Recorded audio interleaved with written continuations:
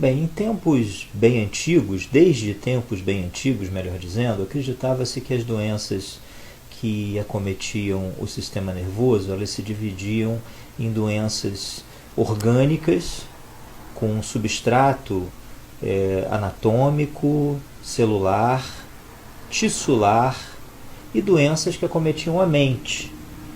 Como se ambas as categorias não fossem doenças originárias de um órgão, que é esse aqui, o encéfalo.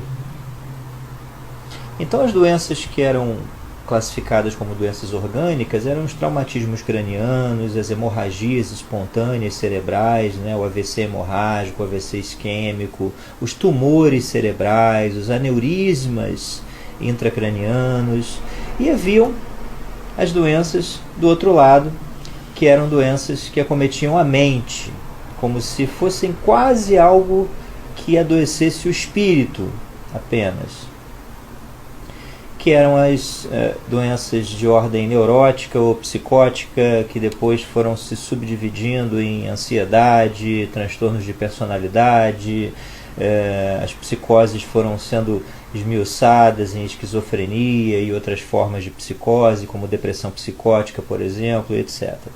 O fato é que todas essas doenças se localizam em um órgão. Elas são fruto do adoecimento de um único órgão, que é o encéfalo.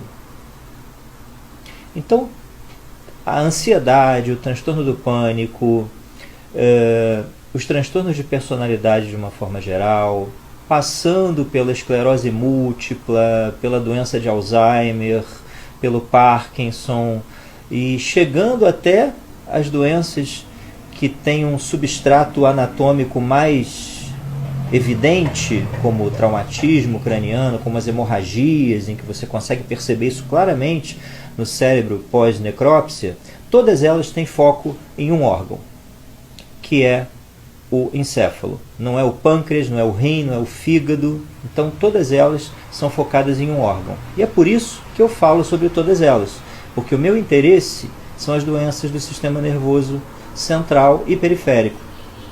E eu me interesso num âmbito básico e num âmbito clínico.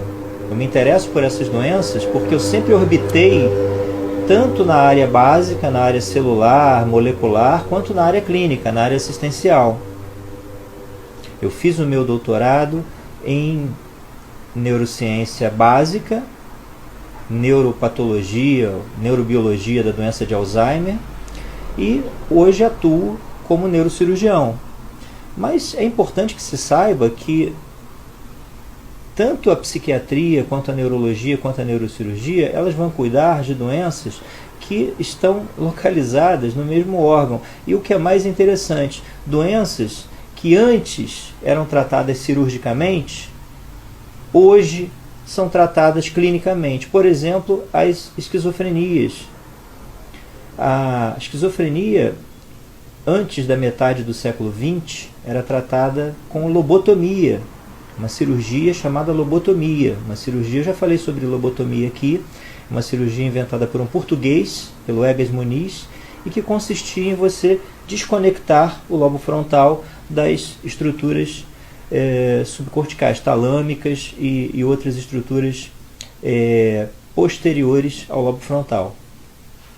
Só que era uma cirurgia que foi usada ad libitum, vamos dizer assim, né, à vontade, para esquizofrenia, para TDAH, para retardo mental leve, para toda e qualquer alteração comportamental, depressão grave, qualquer coisa era motivo para lobotomizar os pacientes, né? Então milhares e milhares de pacientes foram lobotomizados e sofreram as consequências da lobotomia, que são a apatia, o desânimo, a falta de vontade. O indivíduo se transformava praticamente num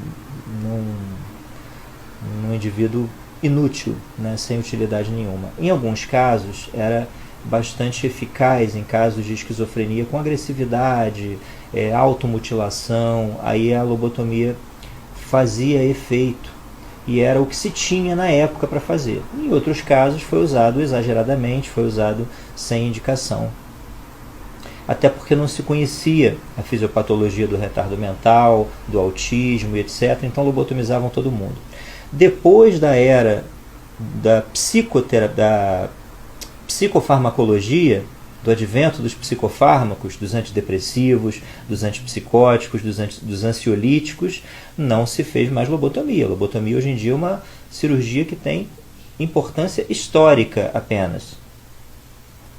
Então hoje em dia essas doenças são tratadas com medicamentos. São tratadas com o paciente desinstitucionalizado. Muitas vezes você não precisa nem internar o paciente. Muitas das vezes ele é tratado em casa, em domicílio, com medicamentos. Em outros casos, doenças que eram classicamente tratadas clinicamente, como a doença de Parkinson, por exemplo, hoje, em casos selecionados, elas têm indicação cirúrgica. Existe cirurgia para Parkinson. Outro exemplo, enxaqueca. Sempre foi tratada clinicamente, sempre foi tratada com remédio, com analgésico, com medicamento. E hoje em dia existe, para casos refratários, casos obviamente selecionados, a cirurgia de enxaqueca, que consiste no corte, na neurectomia, né?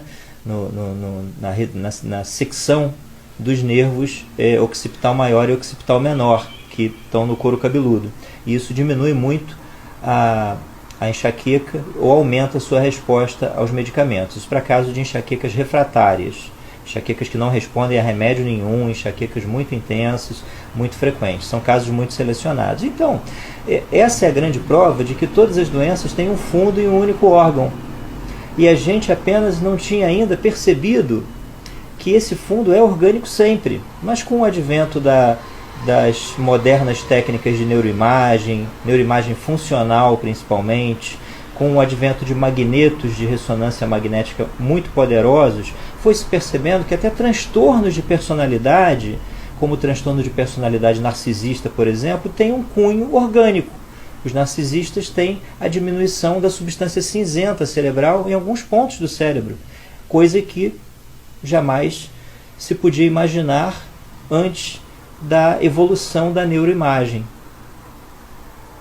Então veja bem, Alzheimer sempre foi e ainda é uma doença tratada clinicamente, tratada com medicação. Mas se hoje ou amanhã descobrirem um chipzinho que você pode implantar no cérebro em algum lugar para que o indivíduo passe a não esquecer mais, a não perder mais suas memórias, a doença de Alzheimer passa a ser de tratamento cirúrgico. Talvez até exclusivamente cirúrgico, porque os medicamentos que nós temos hoje são medicamentos de eficiência baixíssima para tratar o Alzheimer. Parkinson, a mesma coisa, já temos cirurgia para Parkinson, mas a cirurgia também não é uma cirurgia que cura o Parkinson, ela atrasa bastante o seu desenvolvimento e melhora muito alguns sintomas, trazendo melhora da qualidade de vida. Mas a estimulação cerebral profunda, que é uma das cirurgias mais populares para Parkinson, não é exatamente uma cura. Mas, eventualmente, se descobrirem algo que você consiga implantar no cérebro via nanotecnologia ou algo do tipo, Parkinson passa a ser uma doença de tratamento exclusivamente cirúrgico, quebrando paradigmas, mais uma vez quebrando paradigmas. Então tudo está, repito, tudo está aqui. E aqui continuará, e é aqui que nós devemos focar os nossos estudos e focar todos os nossos esforços em tentar descobrir a fisiopatologia e o tratamento dessas doenças, aumentando a qualidade de vida dos nossos pacientes. Obrigado e até o próximo vídeo.